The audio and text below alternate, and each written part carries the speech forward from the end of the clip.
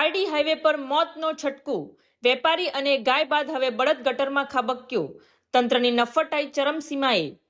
એક જ અઠવાડિયામાં ત્રીજી મોટી ઘટના છતાં હાઈવે ઓથોરિટીના પેટનું પાણી હલતું નથી। નેતાઓએ પણ કાન આમળવાનું ટાળતા જનતામાં રોષ। પારડી નેશનલ હાઈવે નંબર 48 હવે રાહદારીઓ અને પશુઓ માટે ડેડ ઝોન બની ગયો હોય એવું લાગી રહ્યું છે। હાઈવે ઓથોરિટીની ઘોર બેદરકારીને કારણે એક પછી એક નિર્દોષ લોકો અને અબોલ પશુઓ ગટરમાં પટકાઈ રહ્યા છે। હજુ થોડા દિવસો પહેલા જ મોબાઈલ દુકાનદાર નિખિલભાઈ ગટરમાં પટકાયા હતા, ત્યારબાદ એક ગાય ખાબકી હતી અને ગત રાત્રિએ પારડી ફ્રૂટ માર્કેટ પાસે વધુ એક બળદ ખુલ્લી ગટરમાં પટકાતા તંત્ર સામે લોકોનો આક્રોશ ફાટી નીકળ્યો છે।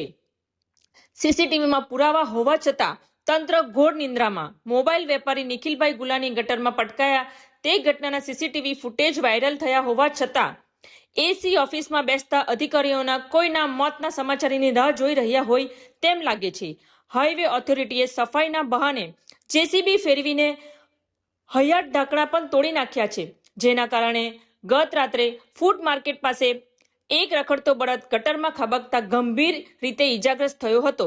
સ્થાનિકો અને સેવાભાવીઓએ બચાવ પશુ ઘટનાની જાણ થતાં જ રઘુભાઈ ભરવાડ, પંકજભાઈ ગરાણીયા, કીર્તિભાઈ ભંડારી, જયસિંહ ભરવાડ, નરેન્દ્રભાઈ યાદવ અને યતિન પ્રજાપતિ સહિતના યુવાનોએ જેસીબી મંગાવી ભારે જહેમત બાદ બળદને બહાર કાઢ્યો હતો। જો આ યુવાનો સમયસર ન પહોંચ્યા હોત તો બળદનો જીવ જોખમમાં આવી શકે। હાલમાં સ્થાનિકોમાં રોષ છે કે પારડીના ચૂંટાયેલા જનપ્રતિનિધિઓ આટલી ગંભીર દુર્ઘટનાઓ છતાં મૌન કેમ છે?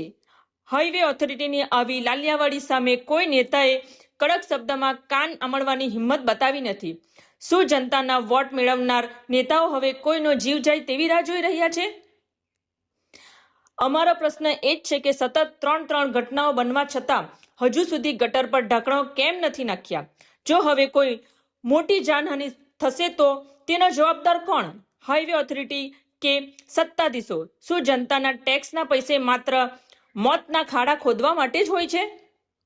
સ્થાનિક નેતાઓ કેમ હાઈવે ઓથોરિટીની કડક આદેશ આપતા નથી? જો તાત્કાલિક ધોરણે આ ખુલ્લી ગટરો પર મજબૂત ઢાંકણ નહીં બેસાડવામાં આવે તો પારડીની જનતા આગામી દિવસમાં ઉગ્ર આંદોલન છેડે તેવી પૂરેપૂરી શક્યતા છે।